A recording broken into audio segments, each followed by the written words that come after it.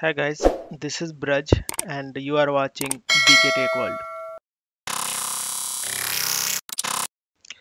So in this video, I'm going to talk about the most important and most asked question in Java interview, that is about a string and a string constant pool. Okay, so there are multiple ways to create an object of a string in Java. One is using the string literal and one is using the new keyword. Okay, so as we already know, if we are creating any object with the new keyword, it will get stored in a heap memory area. Okay, so what is a string constant pool then? So a string constant pool is a special memory location that lies within or inside the heap. So a string constant pool is some kind of cache which helps us to save the memory if we are going to fetch the same value from the string constant pool. Okay, if we are referring to the same memory location or the same value, so instead of writing it again to the memory, okay, so it is always better to, if we already have a value, it is always better to fetch the same value. Okay, so that is why there is some concept of a string constant pool. Okay, so let's see the demo part. So I will create a str1 and let's name it as a BK take world. Fine. So here I am creating a str1 variable of a string type, and its value is BKTechWorld. So this str1 will refer to BKTechWorld. It is a value which lies within the string constant pool, which is within the heap memory area.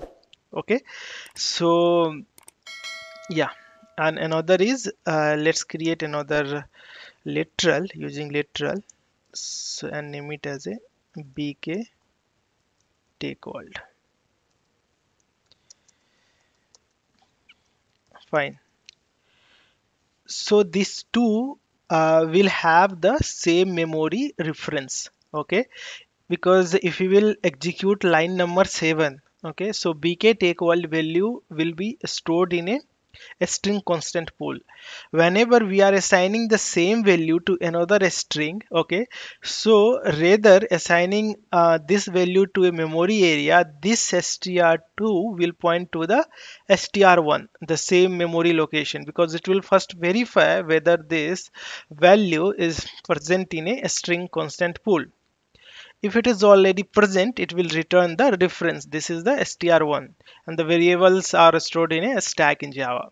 Okay, so this we can check it out quickly by comparing str1 dot equals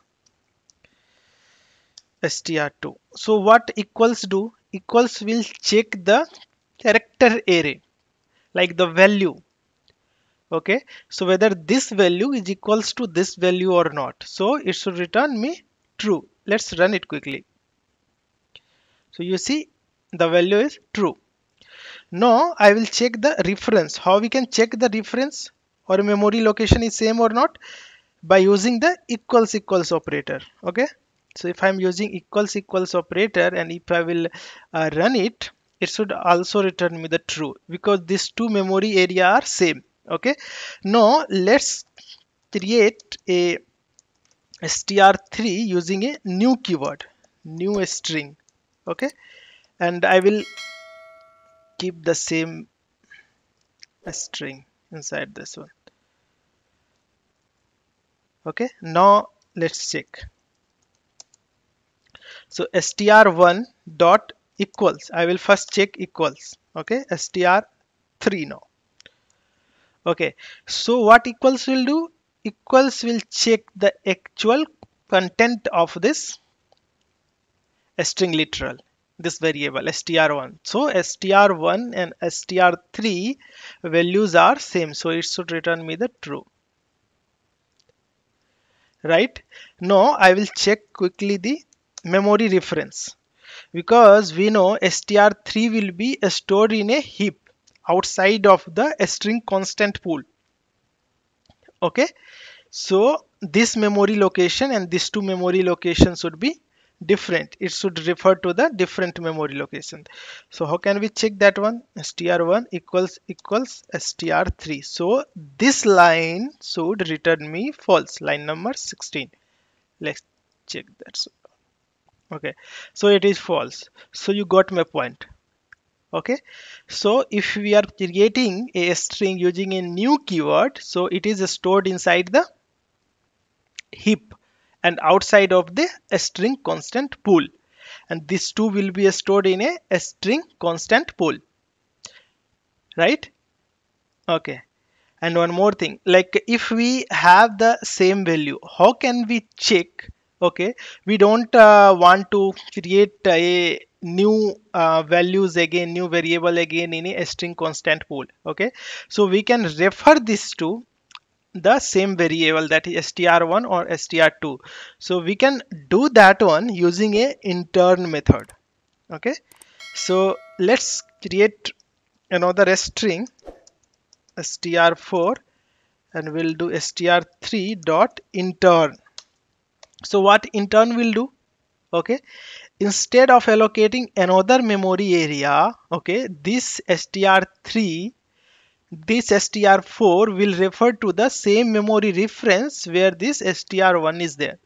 So how can we verify this? In the same way that we are doing.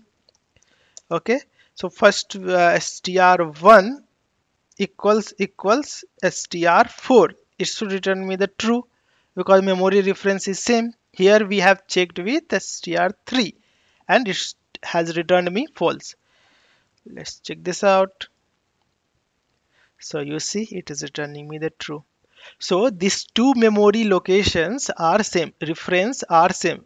So what intern is doing? Okay, intern is um, intern is just pointing this memory location to one in a string constant pool.